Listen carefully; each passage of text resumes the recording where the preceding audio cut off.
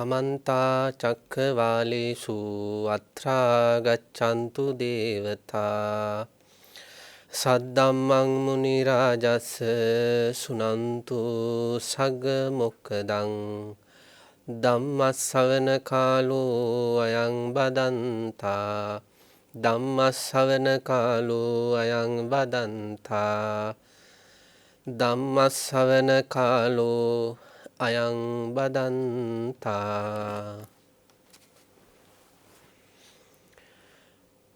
නමෝ තස්ස භගවතෝ අරහතෝ සම්මා සම්බුද්දස්ස නමෝ තස්ස භගවතෝ අරහතෝ සම්මා සම්බුද්දස්ස නමෝ තස්ස භගවතෝ අරහතෝ සම්මා සම්බුද්දස්ස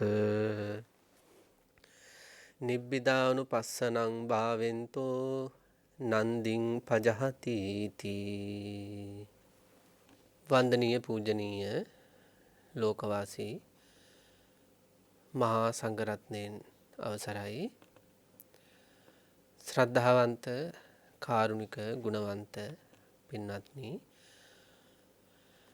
තථාගතයන් වහන්සේ දේශනා කළ ශ්‍රී සද්ධර්මය තරම් සංසාර ගමනක යෙදෙන සත්වයන්ගේ හිත සනසන නිවැරදි සැනසීමක් ලබා දෙන තවත් ධර්මයක් හොයාගන්නවත් නැහැ. තථාගතයන් වහන්සේ දේශනා කළ ධර්මයේ තුලින් කෙනෙකුට ලැබෙන්නේ නිරාමිස සුවයක්. නිරාමිස සුවයක් කියලා කියන්නේ කෙලෙස් මිශ්‍ර නොවුණු සුවයක්. සසර ගමනක් තුල ඔබ අප බොහෝ වාරයක් අත්දැකලා තියෙන්නේ කෙලෙස් මිශ්‍රිත සුවයන්. කෙලෙස් මිශ්‍රිත ආස්වාදයන්. කෙලෙස් මිශ්‍ර වුණු විඳීම්. නමුත් තථාගත සම්මා සම්බුදු රජාණන් වහන්සේ මේ ලෝකයට පහළ වුණාට පස්සේ ඒ තථාගතයන් වහන්සේ දේශනා කරන ශ්‍රී සද්ධර්මයේ තුල යම් කිසි කෙනෙකුට හික්මෙනකොට ඇති වෙනවා සුවය. ඒක නිරාමිස සුවයක්.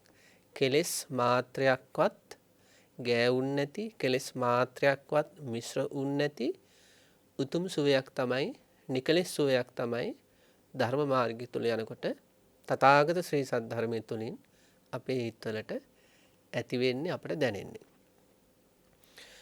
අපේ පින්නතුන්ට මතක ඇති අපි මීට කලින් භාවනා දේශනා මාලාව තුළදී සත්තානුපස්සනා පිළිබඳව යම්කිසි හැඳින්වීම් කිහිපයක් සිදු කළා. තථාගතයන් වහන්සේ දේශනා කළ ශ්‍රී සද්ධර්මයේ තුල තියෙන වටිනා කියන දහම් පරයයක් තමයි මේ සත්තානුපස්සනා කියලා කියන්නේ. සත්තානුපස්සනා කියන්නේම පිළිවෙත. සත්තානුපස්සනා තුල යමෙක්ගේ හිත වැඩ කරනවා කියන්නේම පිළිවෙත තුල ඉන්න ශ්‍රාවකයෙක්මයි. ඉතින් අපි දේශනා කිහිපයක් තුලින් සාකච්ඡා කළා ඒ සත්තානුපස්සනා වැඩපිළිවෙලෙහි පිළිවෙතෙහි තියෙන වැදගත්කම ගැන. අපි ඒ දේශනාවලට සමගාමීව මේ තථාගත ශ්‍රී සද්ධර්මය කියන මේ දේශනා මාලාව තුළ ඒ සත්තානුපස්සනා පිළිබඳව, අනුපස්සනා 7 පිළිබඳව එකින් එක කතා කරන්නයි මේ සූදානම් වෙන්නේ. පින්වත්නි, යම්කිසි කෙනෙකුට ධර්මය සරණ යන්න නම්, ධර්මය හදවතින්ම පිහිට කරගන්න නම් එයාට ධර්මයේ පිළිබඳ ඇති වෙන්න ඕන විශ්වාසයක්. අපේ ජීවිතවල උනත් එහෙමයි. අපි ලෞකික යම් දේවල් පිළිබඳව එදිනෙදා ජීවිතේ පුංචි කාලේ ඉඳලා මේ ජීවිතය අරගෙන එනකොට යම් අය ජීවිතයට පිහිට කරගත් අවස්ථා තියෙනවා. විශේෂයෙන්ම අපි ඉස්සෙල්ලාම අපේ ජීවිතේට පිහිටක් කරගත්තේ, සරණක් කරගත්තේ අම්මා. ඒ අම්මා අපේ හිතට පිහිටක් උනේ, සරණක් උනේ අපිට අම්මා ගැන පුදුමාකාර විශ්වාසයක් ඇති වුණා. ඒ කියන්නේ අම්මා මගේ දුක ඇති කරන්න නෙවෙයි, අම්මා මගේ දුක නැති කරන්න හේතු වෙන කෙනෙක් කියලා පුංචි කාලේ අපිට, ළමා කාලේ, තරුණ කාලේ දැනුණා. ඒ අපේ ජීවිතයට යහපත කරන්නට හේතු වෙනවා කියන හැඟීම නිසා තමයි, ඒ විශ්වාසය නිසා තමයි අම්මව පිහිට කරගත්තේ, සරණ කරගත්තේ. ඒ කියන්නේ කවුරු නැතත් මට අම්මා ඉන්නවා කියලා වගේ හැඟීමකට ආවේ. පියතුමා ගැන උනත් එහෙමයි. පියතුමාරු මේ ලෝකෙට ආපු දවස් ඉඳලා උඩුවැලි අතට ඉන්නකොට ඒ පියතුමාගේ චර්යාවන් හමුවේ, ඒ දයාව කරුණාව හමුවේ අපට පියතුමා ගැන විශ්වාසයක් ඇති වුණා. يعني පියතුමා මට යහපත කරන කෙනෙක් කියලා. එතකොට ඒ පියතුමා මට කවුරු නැතත් පිහිට පෙනිස් ඉන්නවා කියලා ඇතුළාන්ත සරණක් ඒ පියතුමා තුළ තියෙන බව අපේ හදට දැනෙන්න පටන් ගත්තා. ඒ වගේ අපේ ජීවිතවල පින්නත් වරින් වර අපි එක එක පිහිට කරගන්නවා. ඒ පිහිට කරගන්නේ විශ්වාසය පදනම් කරගෙන. දැන් පවුලක් ගත්තට පස්සේ සහෝදර සහෝදරියෝ ගැන උනත් එහෙමයි. පුංචි කාලේ එකට ඉන්නකොට වැටෙනකොට අපිට ළඟට ඇවිල්ලා අත දෙනකොට දුකක් කරදරයක් වෙද්දී ළඟට එනකොට ලෙඩේදී දුකේදී බලනකොට අපිට ඒ සහෝදර සහෝදරියෝ පිළිබඳ විශ්වාසයක් තියෙනවා. මෙයාලා මට හොඳ කරනයි කියලා. එතකොට තමන්ගේ මුවෙන්ම කියවලා ඇති කවුරු නැතත් මට මල්ලි ඉන්නවා, කවුරු නැතත් මට නංගි ඉන්නවා කියලා. එහෙම ඒ කියන්නේ ඒ අයත් පිහිට කරගත්ත ගතියක් තියෙනවා. එතකොට මේ ජීවිතය තුළ පින්නති බලන්න පුංචි කාලේ ඉඳලා එක එක අය ගැන විශ්වාසවන්තකම් ඇති වුණාට පස්සේ තමයි පිහිටක් කරගන්නේ. දැන් විවාහය කියන්නේත් එහෙමයි. විවාහය කියන්නේත් දැන් විවාහයට කියනවා සරණ මංගල්‍ය කියලා. සරණ මංගල්‍ය කියන්නේ තවත් කෙනෙක් සරණ කරගන්නවා. ඒ විශ්වාසය පදනම් කරගෙන තමයි ඒ සරණ කරගන්නේ, පිහිට කරගන්නේ. ඉතින් අන්න ඒ විදියට අපි අපේ ජීවිතයේ මේ ලෞකිකව යම් යම් අය කෙරෙහි විශ්වාසය ඇති වෙලා විශ්වාසය පදනම කරගෙන විශ්වාසය හේතු කරගෙන පිහිට කරගත්තා. කවුරු නැතත් අම්මා ඉන්නවා, තාත්තා ඉන්නවා, අයියා ඉන්නවා ආදී වශයෙන්. නමුත් මේ සංසාරික ප්‍රශ්නේදී යාළගේ පිහිට අපට සීමිතයි. එයාලගේ පිහිට අපට සීමා සහිතවයි ලැබෙන්නේ. සංසාර ගමනේදී එයාලගේ පිහිට අපට සීමා සහිතව ලැබෙන්නේ එයාලටත් මේ සංසාරික ප්‍රශ්න වලින් විසඳුමක් නැති නිසා, ගැලවිල්ලක් නැති නිසා. අර බුදුරජාණන් වහන්සේ අර තයෝ ධම්ම සූත්‍රයේ දේශනා කළේ මේ මවට බෑ පුතා ජරා ව්‍යාධි මරණයන්ට ගොදුරු වෙන එකෙන් බේරගන්න. පුතාට බෑ අම්ම ජරා ව්‍යාධි මරණයන්ට පත්වන එකකින් බේරගන්න. ඔවුනොවුන් පිහිට කරගෙන ඉන්නවා තමයි. අම්මා කියනවා පුතා මට ඉන්නවා, පුතා කියනවා අම්මා මට ඉන්නවා කියලා. හැබැයි ඔවුනොවුන් ජරා ව්‍යාධි මරණයන්ට ගොදුරු වෙද්දී කිසිසේත්ම පිහිටක් වෙන්න බෑ. එහෙනම් සසර ජීවිතය තුළ අපි මේ යම් යම් අය ගැන විශ්වාසය පදනම් කරගෙන හැමදාටම පිහිටක් වෙයි, සංසාරෙටම පිහිටක් වෙයි කියලා හිතුවට ඒක ඇත්තට මුලාවක්. බුදුරජාණන් වහන්සේ දේශනා කළ ධර්මය පිහිටක් වෙන්නේත්, ධර්මයේ සරණ යන්නේත් ඔය විශ්වාසය පදනම් කරගෙන. අපිට මේ ලෝකයේ තුල තියෙනවා විසඳගන්න බැරි ප්‍රධාන ප්‍රශ්නයක්. ඒක තමයි ලෝභ දේශ මොහ ප්‍රශ්නය. ඒ කියන්නේ තණ්හා, දෘෂ්ටි, මාන ආදී විවිධ කෙලෙස් ධර්මයන්ගෙන් ගැලවෙන්න බැරි එක ලෝක ප්‍රශ්නයක් අපිට තියෙන. මේ ප්‍රශ්නෙන් ගැලවෙන්න අපට පිහිට වුණායටවත් බැරි වුණා. අපට පිහිටුණ අපේ දෙමව්පියන්ටවත් බැරි වුණා මේ කෙලෙස් ප්‍රශ්නෙන් නිදහස් වෙන්න. එයාලත් ලෝභය නිසා දුක් විඳිනවා, එයාලත් ද්වේෂය නිසා දුක් විඳිනවා, එයාලත් මෝහය නිසා දුක් විඳිනවා. සම්මා සම්බුදු රජාණන් වහන්සේ දේශනා කළ ධර්මයේ තමයි අපට තියෙන එකම පිහිට. ඒ ධර්මය අපේ හිතවල උපදින ඕනම අකුසලයක් ප්‍රහාණය කරන බලයක් තියෙනවා. ධර්මයට පුළුවන්, දහම් මනසිකාර වලට පුළුවන් ඕනම අකුසලයක්. දැන් සාමාන්‍යයෙන් අපි කියනවා කෙලෙස් 1500ක් තියෙනවා කියලා සාමාන්‍ය සම්මතයක් පිළිහිටලා කතා කරනවා. ඒ සියලුම කෙලෙස් අතුගාලා දාලා සමුච්ඡේද වශයෙන් ප්‍රහාණය කරලා දැවීමේ ශක්තිය තියෙන ධර්මයට. එතකොට යම්කිසි කෙනෙක් මේ තථාගත ශ්‍රී සද්ධර්මය සරණ කරගන්නේ, පිහිට කරගන්නේ අන්නේ විශ්වාසය ඇති වුණොත් විතරමයි. මොනතරම් තෙරුවන් සරණ යෑමේදී ධම්මං සරණං ගච්ඡාමි, ධම්මං සරණං ගච්ඡාමි කියන්නේ ධර්මයේ සරණ කරගන්නවා කියලා සඳහන් කළාට ඇත්තටම ධර්මයේ සරණ කර ගැනීම වෙන්නේ එයාට ධර්මය පිළිබඳ පුදුමාකාර විශ්වාසයක් ඇති වෙන්න ඕනේ. එතකොට මේ අද මේ අපි මේ සාකච්ඡා කරන්න පටන් ගන්න මේ සත්තානුපස්සනා කියන මේ අනුපස්සනා ටික කියන්නේ බුදුරජාණන් වහන්සේ දේශනා කළ උතුම් ධර්මය. අන්නේ අනුපස්සනා කියනේ ධර්ම මානසිකාර ටික පැවැත්වීම තුලින් මට රාගය සහ මුලින්ම දුරු කරගන්න පුළුවන් කියලා විශ්වාසය ඇති වෙන්න ඕනේ. මට ද්වේෂය සහ මුලින්ම දුරු කරගන්න පුළුවන් කියලා විශ්වාසය ඇති වෙන්න ඕනේ. මට ඊර්ෂ්‍යා ක්‍රෝධ මාන ආදී මේ යම්තාක් මාව දවන තවන පුච්චන මාව වරදට ඇදගෙන යන මට මාව නැති කරන මං සංසාරේ දුක් විපාක වලට ඇදලා දාන මාව අසරණ කරන කෙලෙස් තියෙනවා නම් ඒ සියලුම කෙලෙස් නැවත නූපදින විදියට ප්‍රහාණය කර දැමීමේ බලයක් මේ අනුපස්සනාවලට තියෙනවා කියලා විශ්වාසය ඇති වුණොත් පින්වත්නි අපි මේ පිළිවෙත පිහිට කරගන්නවා සරණ කරගන්නවා. අපි හිතමු යම් කිසි කෙනෙක් ඉන්නවා, අපි හිතමු අම්මා කෙනෙක් හරි තාත්තා කෙනෙක් හරි ඉන්නවා මේ කාලේ දරුවන් ගැන පුදුම තණ්හාවක් ආදරයක් ස්නේහයක් තියෙන්නේ. දරුවන් ගැන පුදුමාකාර ආදරයක් තණ්හාවක් ස්නේහයක් තියෙනවා. ඒ ආදරය තණ්හාව ස්නේහය නිසා ඒ දරුවෝ තවන්ට ඕන විදිහට නැති වෙනකොට, දරුවන් හිතුවක්කාර වෙනකොට, දරුවන්ට ලෙඩ දුක් හැදෙනකොට, විපත්ති වෙනකොට මොකද වෙන්නේ? අන්නේ දෙමව්පියන්ට පුදුමාකාර මානසික පීඩනයක් ඒක. හරියට ඒ සම්බන්ධ දුක් වේදනා හිතවල උපදිනවා. එතකොට මේ දෙමව්පියන්ට විශ්වාසයක් එන්න ඕනේ. මට මේ දරුවෝ ගැන තියෙන තණ්හාව හින්දාමයි මේ දුක. හැබැයි මේ අනුපස්සනා ටික මන් නිවැරදිව කරගෙන ගියොත් මට මේ දරුවෝ ගැන තියෙන තණ්හාව, ආලය, ස්නේහය සම්පූර්ණයෙන්ම දුරු කරලා දරුවන්ට යුතුයකම් කරන හැබැයි දරුවන් කෙරෙහි නොඇලුණු කෙනෙක් බවට පත් වෙන්න පුළුවන් කියලා විශ්වාසය ඇති වෙන්න ඕනේ. එතකොටයි මේ ධම සරණ කරගන්නේ. යම් කිසි කෙනෙක් ඉන්නවා, අපි හිතමු තරුණ දරුවෙක් ඉන්නවා කියලා. ඒ තරුණ දරුවෙකුට හරි තමන්ගේ ජීවිතේ යම් කිසි කෙනෙක් ගැන තියෙන ආලයක් නිසා එයා බොහෝ පීඩා විඳින කෙනෙක්. කර කියා ගන්න දෙයක් නැති වෙන්නේ ඒ යම් අය ගැන තියෙන චැලීම් නිසා.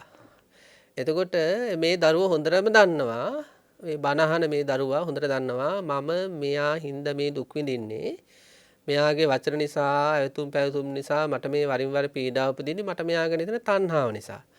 මේ අනුපස්සනා ටික හරියට පුරුදු කළොත් මට මෙයා ගැන තියෙන තණ්හාව දුරු කරගන්න පුළුවන්. එතකොට ජීවිතය පවත්වාගෙන යෑමට ඇසුරු කරන කෙනෙක් වශයෙන් යුතුයකම් සිදු කරමින් නිදහසේ මට මෙයත් එක්ක ජීවත් වෙන්න පුළුවන්. අන්න ඒ වගේ අපි හිතමු කෙනෙකුට තියෙනවා ජංගම දුරකථනය ගැන ලොකු තණ්හාවක්. එයා දන්නවා ඒ ජංගම දුරකථනය භාවිතාව තුළ එයාට ලොකු හානියක් වෙනවා කියලා. ඒත් මෙයාට මේ ජංගම දුරකථනය ගැන තියෙන තණ්හාව ඇලීම දුරු කරගන්න බෑ. ඉතින් මෙයා මොකද හිතන්නේ? මෙයා විශ්වාසයක් ඇති කරගන්නවා. මේ බුදුරජාණන් වහන්සේ දේශනා කළ තුම් ශ්‍රී සද්ධර්මයේ තුල අඩංගු වෙලා තියෙන මේ අනුපස්සනා ටික පුරුදු පුහුණු කිරීම තුල, මේ අනුපස්සනා ටික භාවිතා කිරීම තුල මට මේ ජංගම දුරකථනය ගැන තණ්හා මාත්‍රයක්වත් නැති මානසිකත්වයක් හදාගන්න පුළුවන්. ඒක ධර්මයේ තියෙන ආශ්චර්යයක්. අන්නේම විශ්වාසයක් එන්න ඕනේ. ඒක හදවතින් වෙන විශ්වාසයක් වෙන්න ඕනේ. එහෙම විශ්වාසයන් එන අය තමයි ධම්මං සරණං ගච්ඡාම් කියලා හදවතින්ම සරණාගමනය සිද්ධ වෙන්නේ. නැත්නම් මේක නිකම් සරණාගමනයක්. එතකොට අන්න ඒ වගේ අපේ මේ ජීවිත පින්නත්නි එක තැන්වල හිර වෙලා එක දේවල් උපාදාන කරගෙන ඒවා වටේම තණ්හාවෙන් කරකී නිවන් දකින්න ලැබිච්ච මේ අවස්ථාවත් මේ ගෙවිල යන ස්වභාවය තුළ කෙනෙකුට ඒ තමන්ව හිර කරන ඕනෑම සංස්කාර ධර්මයක් ගැන තියෙන තණ්හාව මෙන්න මේ අනුපස්සනා තුලින් ප්‍රහාණය කළ හැකි. එහෙම ප්‍රහාණය කළ මට සාන්ත විහරණයකින් ජීවිතේ ගෙවන්න පුළුවන් කියලා ලොකු විශ්වාසයක් ඇති වෙන්න ඕන. අන්න ඒකට කියනවා ධර්මයේ කෙරෙහි විශ්වාසය තිබීම. බුදුරජාණන් වහන්සේ දේශනා කළ සියලුම ධර්මයන් සංග්‍රහ කරපු විග්‍රහයක් තමයි මේ අනුපස්සනා කියන්නේ. ඉතින් අපි මුලින්ම දේශනා කිහිපයක් විග්‍රහ කළා මේ සත්තානුපස්සනාවල වැදගත්කම් පිළිබඳව. එතකොට අද දවසේ පින්නත්ටි අපි සාකච්ඡා කරන්නේ නිබ්බිදානුපස්සනං භාවින්තෝ නන්දින් පජහති කියන විදිහට මේ නිබ්බිදානුපස්සනාව. දැන් මීට කලින් තියෙනවා අනිච්චානුපස්සනා, දුක්ඛානුපස්සනා, අනාත්තානුපස්සනා ආදී අනුපස්සනා. නමුත් අපි හිතුවා පොඩ්ඩක් නිබ්බිදානුපස්සනාව ගැන මුලින්ම අවධානය යොමු කළොත් මොකද වටිනවා කියලා. මොකද අපි වඩන හැම ඔය අනිච්චානු, දුක්ඛානු, අනාත්තානු කියන අනුපස්සනාවල ප්‍රතිඵලයක් තමයි නිබ්බිදානුපස්සනාව කියන්නේ. එතකොට දැන් අර තුන වැඩිම තුල අපට වෙන්නේ මොකද්ද කියලා නිබ්බිදානුපස්සනාව තුල විග්‍රහ වෙනවා. එතකොට දැන් නිබ්බිදාව කියලා කියන්නේ අපට ටිකක් කුරුපුරුදු වචනයක්, කලකිරීම කියන අර්ථය. නිබ්බිදාව කියන්නේ කලකිරීම කියලා. ඊළඟට සමහර තැන්වල මේක තියෙනවා නිබ්බිදා විරාගය කියලා. ඒ කියන්නේ පින්වත්නි නිබ්බිදා විරාගය කියන්නේ කලකිරීමෙන් නොඇලීම කියන එක. එතකොට දැන් මෙතන දේශනා කරනවා නිබ්බිදානුපස්සනම් භාවෙන්තෝ නන්දින් පජහති. මේ නිබ්බිදාවෙහිවත් කලකිරීම උපදින විදියට නැවත නැවත අනුපස්සනා හේවත් පුන පුනා මෙනෙහි කිරීම සිදු කරනකොට මොකද සිද්ධ වෙන්නේ? නන්දින් පජහති. තණ්හා මිශ්‍රිත ප්‍රීතිය ප්‍රහාණය වෙනවා. ඒ කියන්නේ අපේ ජීවිතවල තියෙනවා රූප තණ්හා, ශබ්ද තණ්හා, ගන්ධ තණ්හා, රස තණ්හා, පහස තණ්හා සහ ධම්ම තණ්හා කියලා තණ්හාව හටගන්න ආකාර 6ක්. තණ්හාව එකම චෛතසිකයක් වුණු ලෝභය හේවත් ඒ තණ්හාව හටගන්න දොරටු අනුව හට ගැනීමට උපකාර වෙන අරමුණු අනුව එකම සිතුවිල්ලක් වුණු ලෝභ චෛතසිකය රූප තණ්හා, ශබ්ද තණ්හා, ගන්ධ තණ්හා, රස තණ්හා, පහස තණ්හා සහ ධම්ම කියන්නේ හැඟීම් කියන එක. අන්න එහෙම තණ්හා විදිහට 6 ආකාරව විග්‍රහ කරනවා. අපිට පින්නත් දැන් යමක් ගැන තණ්හා උපදිනකොට දැන් අපි හිතමු දැන් යම් කිසි තරුණයෙක් ගමු. තරුණයෙක් පාරක යනකොට තරුණියක් දකිනවා කියලා. එතකොට ඒ තරුණයාට ඒ තරුණිය දැකීමත් එක්කම ආසාවත් එක්ක උපදින ප්‍රීතියක් තියෙනවා. ඒ කියන්නේ ප්‍රීතිය කියන්නේ ඒ වෙලාවේ ඒ රූපය ආස්වාද කිරීම කියන එක. ඒ වගේ අපි හිතමු යම් කිසි කෙනෙකුට අම්ම කෙනෙකුට තාත්තා කෙනෙකුට දරුවෙක්ගෙන් ආදරය ලැබෙනවා. ඒක ධර්මයක්. එතකොට ඒ ධර්මයේ කියන ආදරය ගැන ඒ අම්මා තාත්තට ආසාව ඇති වෙනවත් එක්කම ආස්වාදය උපදිනවා. අන්න ඒකට කියනවා නන්දිය කියලා. අපි හිතමු දැන් දිවේ රසවත් ආහාරයක් තියෙනවා. දිවේ රසවත් ආහාරයක් ස්පර්ශ වෙනවා. Taman කැමති ආකාරයේ රසවත් ආහාරයක් ස්පර්ශ වෙනකොට ඒ ආහාරය ගැන තණ්හාවත් එක්ක නැත්නම් ආශාවත් එක්ක උපදින ආස්වාදයක් තියෙනවා.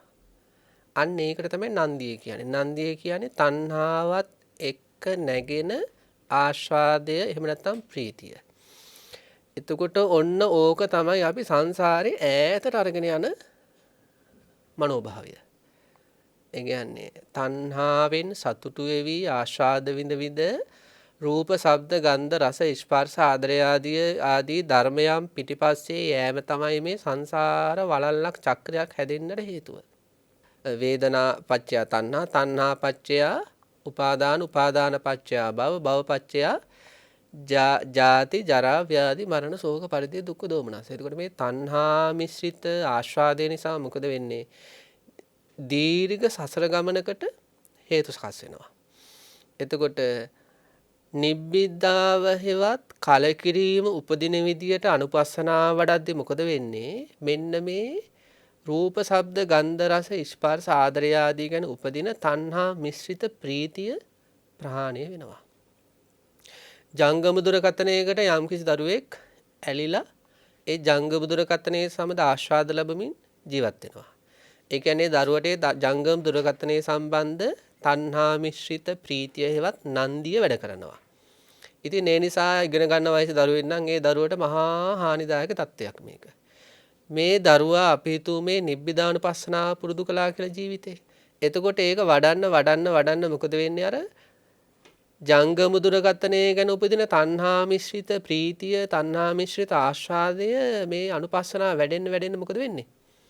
ටිකෙන් ටික අඩු වෙලා යනවා. හරියට අපි හිතමු ගිනි මැලයක් තියෙනවා. යම් කිසි කෙනෙක් මොකද කරන්නේ මේ ගිනි මැලේ දර කෑලි එකින් එක අයින් කරනවා. එකින් එක අයින් කරනවා. එකින් එක අයින් කරනවා. අන්තිමට මොකද වෙන්නේ?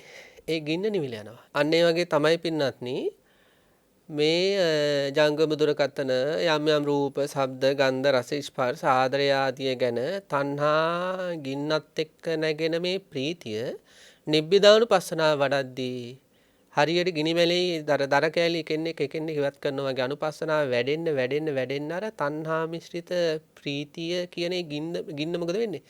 ටිකෙන් ටික අඩු වෙලා යනවා. නිබ්බිදානුපස්සනාව වඩන එක අතරමඟ නතර කළොත් මොකද වෙන්නේ? අර යම් මට්ටමකට අඩු වෙච්ච තණ්හා මිශ්‍රිත ප්‍රීතිය හේවත් නන්දිය ආපහු ටිකෙන් ටික මොකද වෙන්නේ? ආපහු ටිකෙන් ටික ගින්නට දර වැටෙනවා වගේ ටිකෙන් ටික ලියලමින් ආපහු පරණ තත්ත්වයට වැටෙන්නත් පුළුවන්. ඒ නිසා මේ නිබ්බිදානුපස්සනාව ගැඹුරටම කරගෙන ගියොත් තමයි මේ රූප, ශබ්ද, ගන්ධ, රස, ස්පර්ශ, ආදරය ආදී ගැන තියෙන තණ්හා මිශ්‍රිත ප්‍රීතිය බැහැර වෙලා ප්‍රහාණය වෙලා ඒ කිසිවක් ගැන නොඇලී ආශාද නොලබමින් තමන්ගේ නිදහස් විවේකී මානසික සුවතාවයක් උපදවාගත්ත කෙනෙක් විදිහට ජීවත් වෙන්න පුළුවන් වෙන්නේ.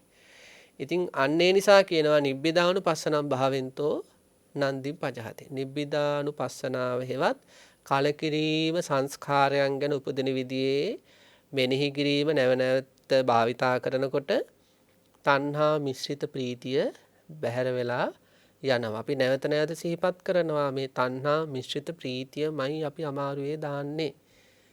ඒක හැමතිස්සෙම තේරුම් ගන්න ඕනේ. ඒක ප්‍රහාණය වෙනකම් අපට පංචකාම ආදියෙන් ගැලවෙන්න හම්බෙන්නේ නැහැ. ඒ අර හිතේ තියෙන ගතිය, ඒ දකින දේවල් ගැන තණ්හා වෙවි ආශාද ලබන ගතිය ප්‍රහාණය වෙනකම්ම අපට මේ කාමයන්ගෙන් නම් ගැලවෙන්න හම්බෙන්නේ නැහැ. ඉතින් නිබ්බිදානුපස්සනාව පුරුදු කළොත් මොකද වෙන්නේ? අන්න ඒ ස්වභාවය තණ්හා මිශ්‍රිත ප්‍රීතිය උපදින ස්වභාවය හිතෙන් බැහැර වෙලා ගිහිල්ලා මේ ඕනම සංස්කාරයක් එක්ක ඊටාම නිදහස් සුවයකින් සුවදායි මානසිකත්වයකින් කටයුතු කරන්න අවස්ථාව ලැබෙනවා. ඊළඟට මෙහෙම කාරණාවකුත් මතක් කරන්න තියෙනවා. දැන් මේ අපේ බුද්ධ ශාසනයේට සමහර අය අකමැති වෙන්න එක හේතුවක් තියෙනවා. ඒ තමයි බුද්ධ ශාසනය තුළ මේ සංස්කාර ගැන කලකිරීම ඇති කරනවා කියන එක. එනේ බුදුරජාණන් වහන්සේ දේශනා කළ ධර්මයේ කලකිරීම ඇති කරන එකක්. ඒක අසුභවාදී දෙයක්, ඒක ඍණාත්මක දෙයක්. අන්න ඒ වගේ මේ සතුටක් නැති දෙයක්. අන්න ඒ වගේ මේ සමහර අයගේ තියෙනවා සංකල්පයක් මේ කියන්නේ ධර්මය ගැන ලොකු අවබෝධයක් නැති අයට මේ ශාසනය බුදුරජාණන් වහන්සේගේ ශාසනය හැමතිස්සෙම කලකිරීම ගැනම කතා කරන එහෙම එකක් කියලා. ඇත්තටම බුදුරජාණන් වහන්සේගේ ශාසනය තුළ මේ අපි මේ කතා කරන එවැනි කලකිරීම ගැනම කතා කරනවා. හැබැයි ශාසනය තුළ කතා කරන කලකිරීමත් අපේ සාමාන්‍ය ලෝකයා කතා කරන කලකිරීමත් කියන්නේ අහසයි පොළොවේ වගේ වෙනස් දෙකක්. ශාසනය තුළ කතා කරන නිබ්බිදාව හේවත් ඒ කලකිරීමත් සාමාන්‍ය ලෝකයා කලකිරීම කියලා යමක් අත්දකිනවා නම් ඒකයි අහසයි පොළොවේ වගේ වෙනස්. ඔය දෙක හරියට තේරුම් ගත්තේ නැති හින්දා තමයි සාමාන්‍ය ලෝකයා එයාලා අත්දකින කලකිරීමම තමයි මේ ශාසනික කලකිරීම කියලාත් වැරදි මුලාවකට පත්තර තියෙන්නේ. නෑ පින්නති ශාසනය තුළ කතා කරන මේ නිබ්බිදානුපස්සනාදී තුළින් උපදින කලකිරීම කියන්නේ අර සාමාන්‍ය ලෝකයේ අත්දකින කලකිරීම වඩා හාත්පසින්ම වෙනස් එකක්. අපි බලමු ඒක වෙනස්ද නැද්ද කියලා. අපි හිතමු සාමාන්‍ය ලෝකයා අත්දකින කලකිරීම කොහොමද උපදින්නේ? අපි ශාසනික කලකිරීම ශාසනික නිබ්බිදාව පැත්තකින් පොඩ්ඩක් තියලා සාමාන්‍ය ලෝකයා ඔය අත්දකින කලකිරීම අපි පොඩ්ඩක් බලමු කොහොමද උපදින්නේ කියලා. දැන් අපි දැකලා තියෙනවා මේ ගොඩක් අය ආදරය කරන කලකිරීමටපත් වෙනවා. තරුණයත් එහෙම ඉන්නවා, විවාහ වුණයත් එහෙම ඉන්නවා. ආදරය කරලා මට නම් සංසාරේ මෙපා වෙලා ඉන්න කියලා එහෙම කලකිරීමකටපත් වෙච්ච අය ඉන්නවා. ආදරය කරලා කෙනෙක් කලකිරෙන්නේ කොහොමද? මෙන්න මෙහෙමයි කලකිරෙන්නේ. තවත් කෙනෙක්ගෙන් ආදරය ලැබෙනකොට මෙන්න මෙයා කැමති ආදරයක් නම් ඒ ආදරේ ඒ ආදරය ගැන මෙයාට ඇති වෙනවා නිත්‍ය සංඥාවක්. මේක හොඳට තේරුම් ගන්න ඕන. මේ සාමාන්‍ය ලෝකයා අත්දකින කලකිරීම සහ සාසනික කලකිරීම අතර වෙනස. එතකොට සාමාන්‍ය ලෝකයේ තුල ඉන්න කෙනෙකුට තවත් කෙනෙක්ගෙන් ආදරයක් ලැබෙනකොට මෙයා ඒ ආදරය පිළිගන්නේ, ඒ ආදරය මෙයා හඳුනගන්නේ නිත්‍ය ආදරයක් විදියට. ඒ කියන්නේ නිත්‍ය සංඥාවෙන් පිළිගන්නවා. මේ ආදරය මට හැමදාම ලැබේ. හැබැයි ඒ ආදරය අපි දන්නවා අනිත්‍ය ස්වභාවය එකක් කියලා. හැබැයි මෙයාට ඒක අවබෝධ නැති නිසා මෙයා කොහොමද ඒක දකින්නේ? අනේ මේ ආදරය මට හැමදාම ලැබෙන එකක්. නිත්‍ය සංඥාවෙන් බාර ගන්නවා. ආදරය කියන්නේ දුකක් කියලා අපි දන්නවා. ඒක බොහෝ දුක් පීඩා උපද්දවන ධර්මයක්. දුක් විපාක ලබා දෙන ධර්මයක්, හැඟීමක්. නමුත් ඒ ගැන අවබෝධය නැති කෙනා මේ ආදරය දිහා බලන්නේ කොහොමද? සුඛ සංඥාවෙන්. ආදරේ මහා සැපක්. හරිද? ඊළඟට ආදරය කියන්නේ අනාත්ම ධර්මයක් කියලා අපි දන්නවා. ආදරය තුල ආත්මයක් නැහැ, කෙනෙක් නැහැ කියලා අපි දන්න එක හුදු සිතුවිල්ලක් විතරයි. හැබැයි ඒක ගැන අවබෝධය නැති කෙනා ආදරය දිහා බලන්නේ කොහොමද? ඒ ආදරය තුල එයා ඉන්නවා. එහෙමනේ දකින්නේ. එතකොට ඒ ආදරය දිහා මෙයා ආත්මීය සංකල්පයෙන් දකින්නේ. එහෙනම් සාමාන්‍ය ලෝකයේ ආදරයක් දිහා බලන්නේ නিত্য හැඟීමෙන්, සුඛ හැඟීමෙන්, ආත්මීය හැඟීමෙන්. හැබැයි ඒ ආදරයේ ඇත්ත తත්වය මොකද්ද? අනිත්‍ය, දුක්ඛ, අනාත්ම ස්වභාවය. අනිත්‍ය, දුක්ඛ, අනාත්ම ආදරය නিত্য, සුඛ, ආත්ම වශයෙන් ගත්තොත් මොකද වෙන්නේ? අර ආදරය වෙනස් වෙනකොට මෙයාට මොකක්ද ඇති වෙන්නේ? සාමාන්‍ය ලෝකයා කියන්නේ අනේ කලකිරීම උපදිනවා. මෙයා ඒ ආදරය ගැන නිත්‍ය හැඟීමෙන් බැලුවා. හැබැයි ඒක අනිත්‍ය ස්වභාවයටපත් වෙනවා. එතකොට මෙයාට කලකිරීමක් උපදිනවද නැද්ද? එතකොට නේද දඬන්නේ. එතකොට නේද කියන්නේ මට මේ හැමදේම එපා වෙලා ඔළුව හැරුණත් ඒ යන්න හිතෙනවා ආදි වශයෙන්. සමහර අය මැරෙන්න උනත් සීදී නසා ගන්න උනත් පෙළඹෙන්නේ අනිත්‍ය ආදරේ නිත්‍ය වශයෙන් ගැනීම තුල උපදින කලකිරීම තුල. දුක් උපදවන ස්වභාවයේ ආදරය සැපම දෙයි කියලා හඳුනා ගැනීම මුල් කරගෙන ඇති වෙන කලකිරීම තුල තමයි අර වගේ තත්යකටපත් වෙන්නේ.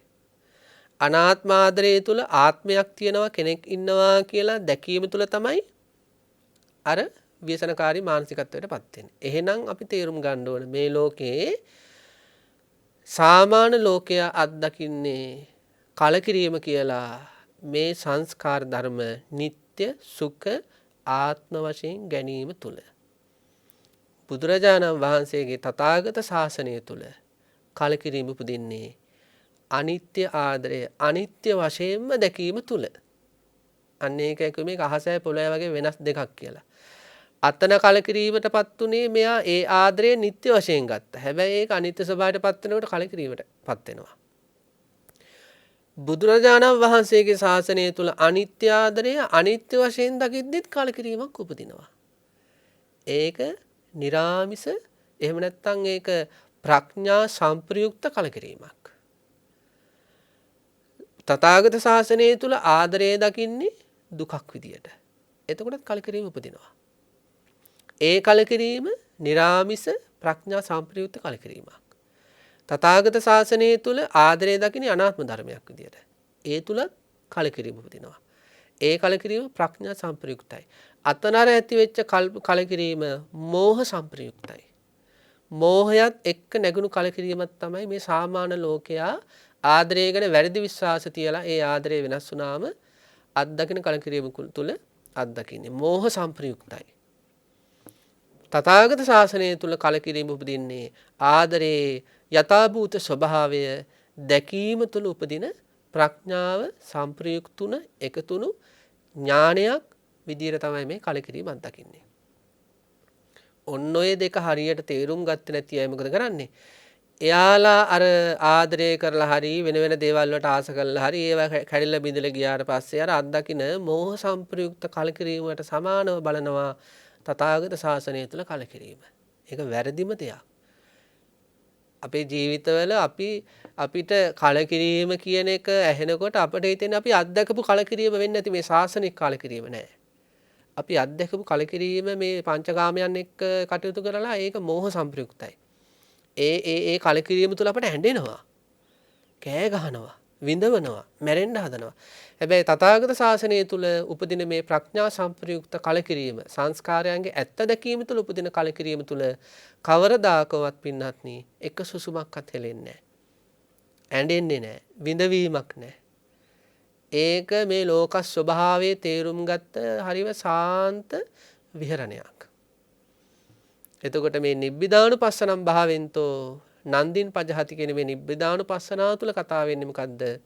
මෙන්න මේ ප්‍රඥා සම්ප්‍රයුක්ත කලකිරීම ගැන. මිසක් සාමාන්‍ය ලෝකයේ අත්දකින මෝහ සම්ප්‍රයුක්ත කලකිරීම නම් නෙවෙයි. හරි ලස්සන උපමාවක් තියෙනවා මේක තේරුම් ගන්න. දැන් පින්නත් අපි මේ ලෝකයේ තුල කටයුතු කරද්දී අපි දැන් සිහිපත් කළා මේ ලෝකේ රූප, ශබ්ද, ගන්ධ, රස, ස්පර්ශ, ආදරය ආදිය තණ්හා මිශ්‍රිත ආස්වාදයකින් ඇසුරු කරනවා කියලා. මෙන්න මේ තණ්හා මිශ්‍රිත ආස්වාදය සහ ඊළඟට අපි තණ්හා මිශ්‍රිතව ආස්වාද කරන එක මම මගේ කළත් ගන්නවා. මගේ ආදරය ආදි වශයෙන්. ඊළඟට ඒ තුල අපට මාන්නය උපදිනවා. මම මෙච්චර ලොකු ආදරයක් ලබන්න වාසනාවන්තයෙක්, මාන්නයක් ඇති වෙනවා. මම මෙච්චර වටින මේ වගේ සම්පතක් ලබන්න වාසනාවන්තයෙක්.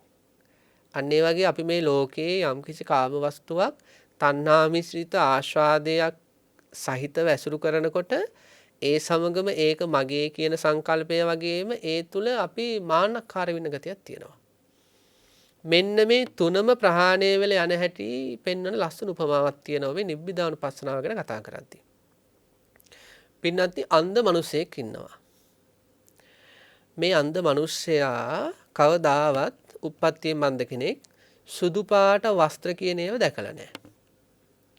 මේක හොඳ උපමාවක් අපිට මේ නිබ්බිදානුපස්සනාව තේරුම් ගන්න. සුදු පාට වස්ත්‍ර ගැන කවදාවත් අහලා නැති, සුදු පාට වස්ත්‍රයක් කවදාවත් දැකලා නැති අන්ධ පුද්ගලයෙක් ඉන්න උප්පත්තියෙන් අන්ධ. මේ පුද්ගලයාට යම්කිසි පුරුෂයෙක් ඇවිල්ලා කියනවා ඔබ දැකලා නැතුණාට මේ ලෝකේ තියෙනවා හරීම ප්‍රියෝපදවන සුදු පැහැති වස්ත්‍ර. ඔබ නම් කවදාවත් එවැනිය වැඳලා නැහැ. නමුත් මේ ලෝකේ හැම තියෙන සුදු පාට, සුදු පැහැති හරීම ප්‍රසාදයේ උපදවන වස්ත්‍ර. එතකොට අර පුද්ගලයාට අදහසක් එනවා අන්ධ පුද්ගලයාට අනේ මටත් එහෙම සුදු පාට වස්ත්‍රයක් අඳින්න තිබ්බනම් කියලා. ඊට පස්සේ මේ අන්ධ පුද්ගලයා කියනවා අනේ එහෙනම් මටත් ඒ වගේ සුදු පාට වස්ත්‍රයක් දෙන්නකෝ. ඊට පස්සේ මෙයා කියනවා ඔබ මට මුදල් දුන්නොත් මම මේ සුදු පාට වස්ත්‍රයක් ගෙනත් දෙන්නම් කියලා. අනේ අර අන්ධ මිනිස්සයා මොකද කරන්නේ? පුද්ගලයා ගාව දෙන යම් කිසි මුදලක් දීලා කියනවා එහෙනම් මට ඉක්මනට සුදු පාට වස්ත්‍රයක් ගෙනත් දෙන්න මං හරි ආසයි ඇඳගෙන ඉන්න. හැබැයි මේ සල්ලිගත්ත මිනිසයා වංචාකාරයෙක්. මෙයා මොකද කරන්නේ? සුදු පාට වස්ත්‍ර ගන්නෙ නැහැ. මේ මිනිසයා කොහොමත් අන්ධනේ. අන්ධ මිනිසයා කොහොමද මේ දෙන වස්ත්‍රේ පාට අඳුනගන්නේ කියලා මෙයා ඇඳපු ඔය දැලි තැවරුණු කුණු තැවරුණු පරණ වස්ත්‍රයක් ගෙනහිල්ලා අන්ධ පුද්ගලයාට දෙනවා. මෙන්න සුදු පාට වස්ත්‍රය කියලා. දැන් අර අන්ධ පුද්ගලයා අර කුණු පාට කුණු තැවරුණු වස්ත්‍රය අඳින්නේ සුදු පාට වස්ත්‍රයක් අඳින වගේ හැඟීමකින්. මෙයාට ඒ වස්ත්‍රය ගැන ලොකු තණ්හා මිශ්‍රිත ආස්වාදයක් තියෙනවා. මං සුදු පාට වස්ත්‍රයක් ඇඳගෙන ඉන්නේ කියලා තණ්හා මිශ්‍රිත ආස්වාදයක් ඒ වස්ත්‍රය ගැන තියෙනවා. ඒ කියන්නේ නන්දිය තියෙනවා. ඊළඟට ඒ සුදු පාට වස්ත්‍රය මෙයාට අදහසක් තුන මේක මගේ. මං සල්ලි දීලා ගත්තේ දැන් මේක මගේ වස්ත්‍රය. ඊළඟට මෙයාට මාන්නයක් තියෙනවා. ඒ කියන්නේ මම මෙහෙම සුදු පාට වස්ත්‍රයක් දැන් ඇඳගෙන ඉන්නේ. මාන්නයක් තියෙනවා. කාලයාගේ ඇවෑමෙන් මෙයාට හොඳ වෛද්‍යවරයෙක් හම්බ වෙනවා. අක්ෂි වෛද්‍යවරයෙක්. අක්ෂි වෛද්‍යවරයා මොකද කරන්නේ? අර අන්ධ මිනිසයාගේ අන්ධභාවය නැති කරනවා. අන්ධභාවය නැති කරපු ගමන් මෙයා ඉක්මනටම ගිහිල්ලා බලනවා අර ලස්සන සුදු පාට වස්ත්‍රයකෝ. බලනකොට මොකක්ද එතන තියෙන්නේ? සුදු පාට වස්ත්‍රයක් නෙවෙයි දැලි කුණු තැවරුණු පරණ වස්ත්‍රයක්. ඒ වස්ත්‍රයේ දකින්නකොටම මෙයාට මොකක්ද ඇති වෙන්නේ? මහා කලකිරීමක් ඇති වෙනවා. දෙයියනේ මේ සුදු පාට වස්ත්‍රයක් කියලා මේ මොකද්ද මම මේ ඇඳගෙන ඉඳලා තියෙන්නේ? කලකිරීමක් ඇති වුණා. නිබ්බිදාවක් ඇති වුණා. ඒ කලකිරීම ඒ නිබ්බිදාව එක්කම යාට පින්නත් වස්ත්‍රය ගැන තිබ්බ තණ්හා මිශ්‍රිත සතුටට මොකද වෙන්නේ? අන්න බැහැර වෙලා යනවා. ඒ වගේ මෙයාට අදහසක් තිබ්බනම් මේක මගේ කියලා. එයාට මොකද්ද ඇති වෙන අදහස? මේ කොහෙද මගේ වෙන්නේ? මේ මගේ සුදු වස්ත්‍රය කියලා අල්ලගෙන හිටියට මේ අර මනුස්සයාගේ එකක් නේ. මගේ එකක් නෙවෙයි මේක. ඒ කියන්නේ දෘෂ්ටිය නැති වෙනවා.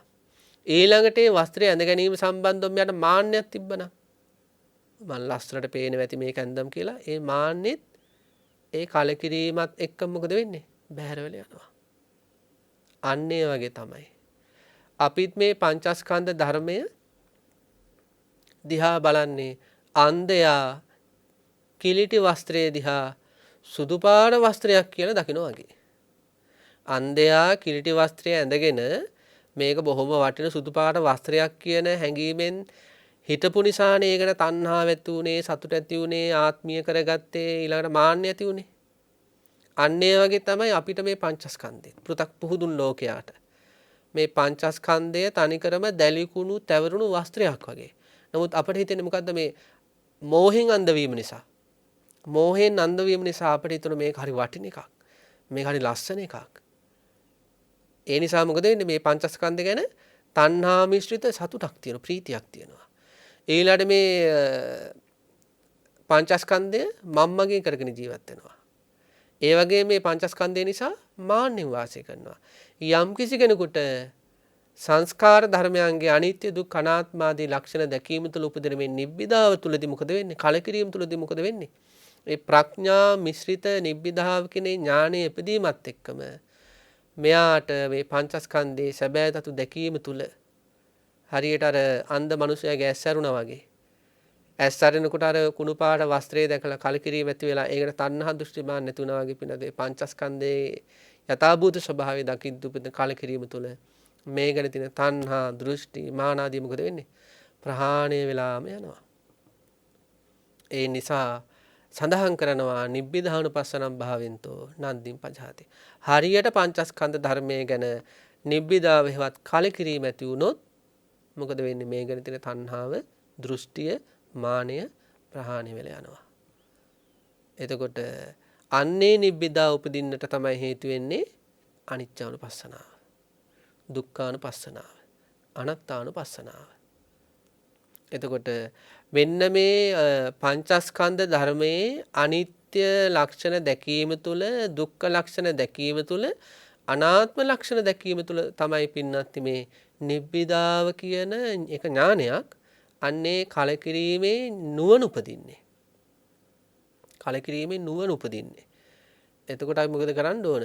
මෙන්න මේ පංචස්කන්ධ ධර්මයේ හරියට අර අන්ධයාගේ ඇස් පෑදුවා වගේ ඇස් පෑදුවට පස්සේ අර ඇඳගෙන හිටපු ජරා වස්ත්‍රයේ විදිහට අවබෝධ කර ගැනීමත් එක්කම තණ්හා දෘෂ්ටි මාන ප්‍රහාණය වෙලා ගියා වගේ මේ ජරා වස්ත්‍රයක් බඳු මේ පංචස්කන්ධ ධර්මයේ යථාභූත ස්වභාවය මේක සුදු වස්ත්‍රයක් විදියට වැරදියට දකින ස්වභාවය බැහැරවල යන විදියට දකින්න ඕනේ.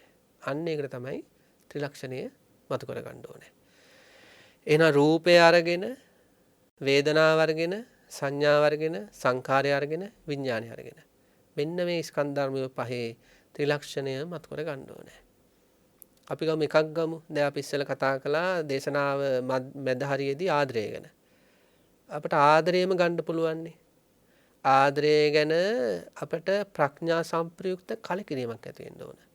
ඒ කලකිරීම ඇති වෙන කම්ම අපි එක එක අයගේ ආදරයන්ට මුලා වෙනවා. ඒකනේ ළමා කාලේ ඉඳලා අම්මගේ ආදරයට තාත්තගේ ආදරයට මුලා වුණ දවස් ඉඳලාම වර්තමානයේ දක්වා මොකද වෙන්නේ? ලැබෙන අලුත් ආදරයන්ට මුලා වෙනවා. ආයෙ රැවටෙන්නේ ආයෙ අහුවෙන්නේ කියලා මොකද වෙන්නේ? ආපහු තවත් කෙනෙක්ගේ ආදරයකට අහු වෙනවා. දැන් සමහර අය විවාහ වෙලා එයාලට තේරෙනවා මේ ආදරේ මහ බොරුවක්, මේ ආදරේ මහ මුලාවක් කියලා සමහර අය ඒ ඇති වෙන කලකිරීම වල දික්කසාද වෙනවා. දික්කසාදලා ආයෙනම් විවාහවත් එපා, ආයෙනම් මට ආදරයකුත් එපා කියලා එහෙම ජීවත් වෙනවා. හැබැයි මොකද වෙන්නේ? කාලයක් ගිහිල්ලා ආපහු කෙනෙක්ගෙන් ආදරයක් ලැබුණොත් සමහර අයගෙන් ලැබෙන ආදර හැමෝම මොකද වෙන්නේ? මෙන්න මුලාටපත් වෙලා අර ආදරේ නම් මගේ විශ්වාස අඩ කළා, මේ ආදරේ නම් එහෙම නෑ කියලා අර අමාරුවේ වැටුණ ඒව ගැන කලකිරීම ඇති වෙනවා. නමුත් මේ ආදරය ගැන විශ්වාසය ඇති වෙනවා. නමුත් මේ ආදරය කියන්නේ අනිත්‍ය ස්වභාවය තියෙන එකක් කියලා ඒ නුවණෙන් නෑ. ඒ වගේ මේ ජීවිතය තුළ තමන්ගේ හිතින් උනත් අහලා බලන්න පින්නත්නි තවමත් ආදරයක් ලැබෙනකොට මුලා වෙන ගතිය තියෙනවා. يعني අහු වෙන ගතිය තියෙනවා. අහු වෙලා ඒක වෙනස් වෙනකොට දුක් විඳින ගතිය තියෙනවා. ඒකට හේතුව ආදරය ගැන නිබ්බිදාව ඉපදුනේ නැති නිසා. රූපය ගැන, වේදනාව ගැන, සංඥාව ගැන, විඥාන ගැන වගේම මේ සංස්කාර සංකාරුපාදානස්කන්ධයට ඇති මේ ලෝභය හෙවත් මේ ලෝභයේම එක් ස්වභාවයක් වුණු ආදරය ගැනත් අපිට අනිවාර්යයෙන්ම කලකිරීම ඇති වෙන්න ඕන. මොකද ඔතනින් තමයි ගොඩක් අයගේ පිළිවෙත් කැඩිලා යන්නේ. එහෙම දෙයක් තියෙනවා. දරුවන්ට තියෙන ආදරය නිසා, ස්වාමියා භාර්යාවට තියෙන ආදරය නිසා, පිටස්තර යම් යම් අයට තියෙන ආදරයන් නිසා, එයාලගෙන් ලැබෙන ආදරයන් නිසා පිළිවෙත් මාර්ගෙන් විශ්වල යන ඉන්නවා. එතකොට ඒකට හේතුව මේ ආදරයේ මේ ඇත්ත නොදැකීම, කලකිරෙන විදිහට නොදැකීම. එහෙනම් ආදරය කියන හැඟීම ගත්තත් අපිට දකින්න පුළුවන් මේ ආදරය හැම මොහොතකම තියෙන මොකද්ද? අනිත්‍ය ලක්ෂණය. ඒ ආදරය කියන්නේ අපි දන්න උපදින හැඟීමක්. ඒ හැඟීම උපදින්නෙම අනිත්‍ය ස්වභාව කොටගෙන. ඉතින් කොහොමද අපි විශ්වාසයක් තියන්නේ? ඒ ආදරය කියන හැඟීම උපදින්නෙම අනිත්‍ය ස්වභාව කොටගෙන. අනිත්‍ය ස්වභාව කොටගෙන. ඒ අනිත්‍ය කියන ධර්මතාවය ස්වභාව කොටගෙන තමයි තවත් කෙනෙක්ගේ හිතේ අපි ගැන ආදරයක් උපදින්නේ. ඒ ආදරය ඇති වෙනවා, වෙනස් වෙනවා, නැති වෙනවා. එහෙම අපි දකිනවා නම් අපට ඒ ආදරයන් ගැන කලකිරීමක් ඇති වෙනවා. ඊළඟට ඒ ආදරය කියන්නේ දුක උපද්දවන ධර්මයක්. පීඩා ඇති කරන ධර්මයක්. ඊළඟට ඒ ආදරය කියන්නේ ආත්මත්වයෙන් තොර හැඟීමක්. කිසියම් හිතක පහළ වෙන ආදරය කියන හැඟීමක් තුල කෙනෙක් නැහැ, ආත්මයක් නැහැ. ඒ හැඟීම හරියට ගහක තියෙන කොළයක් වගේ. ගහක තියෙන කොළයක ආත්මයක් නැහැ කියලා අපි හොඳටම දන්නවා. අන්න ඒ වගේ ගහක තියෙන කොළයක් වගේ තමයි අපේ හිතවල හරි බාහිර කෙනෙක් ගාලා හිතක උපදින ආදරයක් කියන්නේ. ඒක අනාත්මයි. ආත්මත්වයෙන් තොර සිතුවිලි මාත්‍රයක්. ඉතින් ඒ ගැන ඇහිීම් මාත්‍රයෙන් නතර වෙන්නේ නැතුව ඔන්න ඔය ආදරයේ තියෙන අනිත්‍ය ස්වභාවය, දුක්ඛ ස්වභාවය, අනාත්ම ස්වභාවය තමන්ගේ ජීවිතය තුළින් මතු කර කර, බාහිර අයගේ ජීවිත වලින් මතු කර කර හොඳට නැවත නැවත ගත්තොත් එහෙම අන්න යාට නිබ්බිදාව ඇති වෙනවා. ආදරය ගැන නිබ්බිදාව උපදිනවා. රූපය ගැන, වේදනාව ගැන, සංඥාව ගැන, විඥාන ගැන නෙමෙයි ආදරය ගැන කලකිරීම උපදිනවා. මොකද මෙයා ආදරය ගැන කලකිරීම උපදින විදියටයි විදර්ශනා කළේ. අනිත්‍යය ගත්තේ නැති නිසා තමයි මේ ගැන විතරක් කලකිරීම උපදිනවා කියලා අපි සිහිපත් කළේ. ඉතින් මේ විදිහට සංසාර ගමනේ මේ අත්දැකපු ආදරයන් එහෙම ගත්තොත් එහෙම තිරිසන් සත්වයෝ වෙලා තිරිසන් සත්වයන්ගෙන්, දෙවිවරු වෙලා දෙවිවරුන්ගෙන්, මනුෂ්‍ය වෙලා මනුෂ්‍ය ලෝකවල එක එක අයගෙන් එහෙම සසර ගමන පුරාම අපිට ලැබුණ හැම ආදරයකම සහ යාළ වෙත අපේ හිතවල ඉපදුණු ආදරයන්ගේ අනිත්‍ය ලක්ෂණ, දුක්ඛ ලක්ෂණ, අනාත්ම ලක්ෂණ ආදිය බලන්න මෙයාට මහා කලකිරීමක් උපදිනවා. අර අන්ධයාට අර සුදු පාට වස්ත්‍රය ඒ ඇඳගෙන ඉන්න වස්ත්‍රය ගැන තියෙන හැඟීම වගේ නෙවෙයි. ඒ වස්ත්‍රයේ ඇත්ත දැක්කට පස්සේ කලකිරීම උපදුනා. අන්න ඒ වගේ ආදරයේ ඇත්ත දකිද්දී කලකිරීම උපදිනවා. ඒ කලකිරීම නිසා මොකද වෙන්නේ? නැවත නැවත ඒ දිහා බල බල ඒවා මතක් කර කර සතුටු වෙන ස්වභාවයකටපත් වෙන්නේ. එතකොට ඒක උපාදාන මට්ටමකට යන්නේ නැහැ. උපාදාන මට්ටමකට යන්නේ නැහැ කියන්නේ උපාදාන පත්‍යා භවෝ, භව පත්‍යා ජාති කියලා ඒ වගේ සංසාරික දුක් රැසකට ඒක හේතු වෙන්නේ නැහැ. ඉතින් අන්න ඒ විදිහට පින්නත්නි රූපයත් අරගන්න, රූපයත් අරමුණු කරලා ඒකේ අනිත්‍ය දුක්ඛ අනාත්ම ස්වභාවය දකින්න ඕනේ. වේදනා ආදී හැම අරමුණු කළා මේ වේදනාවේ මොහොතක් පාසා මේ හටගන්න ඇතිවීම, වෙනස් වීම, නැතිවීම. ඒ වේදනා සැප වේදනා වුණත් ඇතිවීම, නැතිවීම, වෙනස් වීම නිසා දුකක් වන බව. ඒ වගේ ඊළඟට අනාත්ම ස්වභාවය. වේදනාව කියන්නේ ගහක තියෙන කොළයක් වගේ ආත්මත්වයෙන් තොර හුදු නාම ධර්මයක් පමණයි. ඉතින් මේ විදිහට සංඥාව දිහා, විඥාන ආදී දිහා, මේ සංකාර ස්කන්ධයේ අනිකුත් සිතුවිලි චෛතසික දිහා එහෙම නිරතුරුවම යමෙක් විදර්ශනාත්මක ඇසින් දකිනවා නම් නැවත නැවත යාට කලකිරීමමයි උපදින්නේ. කලකිරීම උපදින්න මොකද වෙන්නේ? ඒවා පිළිබඳ තියෙන තණ්හා මිශ්‍රිත ප්‍රීතිය පහවෙල යනවා. එතකොට යාට මේ ලෝකයේ මේ කිසිම ස්කන්ධ ධර්මයකට නොඇලුණු මානසිකත්වයකින් ජීවත් වෙන්න පුළුවන් චිත්තසංතානයක් උදා වෙනවා. ඉතින් මේ අනුපස්සනාවල නිබ්බිදානුපස්සනාවේ තියෙන ප්‍රධානම ලක්ෂණ ටික තමයි අපි එතකොට අද කතා කරේ. ඉතින් හොඳට මතක තියාගන්න ඕන නිබ්බිදානුපස්සනාව පුරුදු පුහුණු කරනකොට එයාගේ හිතින් තණ්හා මිශ්‍රිත ප්‍රීතිය දුරු වෙනවා. ඊළඟට සාසනික නිබ්බිදාව කියන්නේ සංස්කාරයන්ගේ ඇත්ත දැකීම තුළ උපදින ප්‍රඥා සම්ප්‍රයුක්ත කලකිරීම. සාමාන්‍ය ලෝකයා අත්දකින කලකිරීම කියන්නේ සංස්කාරයන්ගේ ඇත්ත නොදැකීම තුළ ඒවා නිත්‍ය සුඛ ආත්ම වශයෙන් දැකීම තුළ මතුවෙන මෝහ සම්ප්‍රයුක්ත කලකිරීම.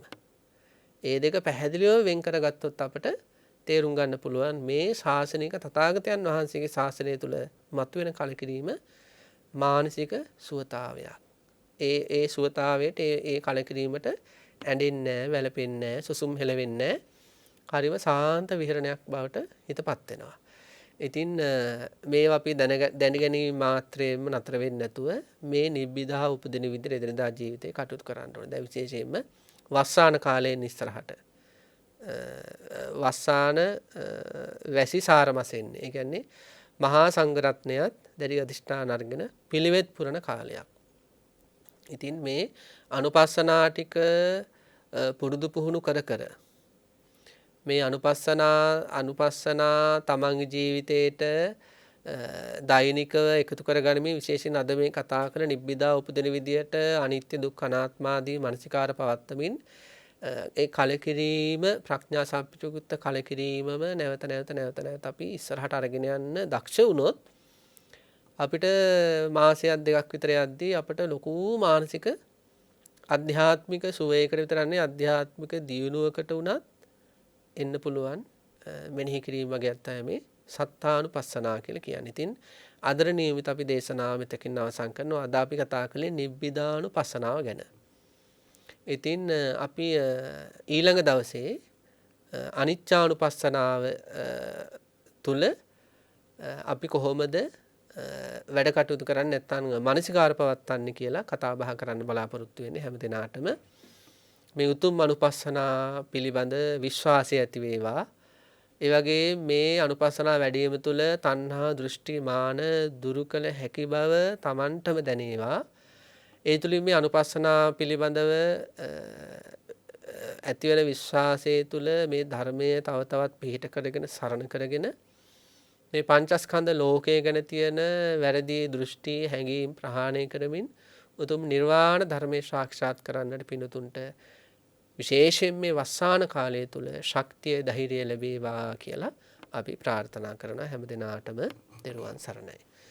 ආකාසට්ඨා ච බුම්මට්ඨා දේවානාගා මහිද්దికා පුඤ්ඤන්තං අනුමෝදිත්වා චිරන් රක්ඛන්තු ශාසනං චිරන් රක්ඛන්තු දේශනං චිරන් රක්ඛන්තු මම් පරන්ති. හැම දිනාටම දරුවන් සරණයි.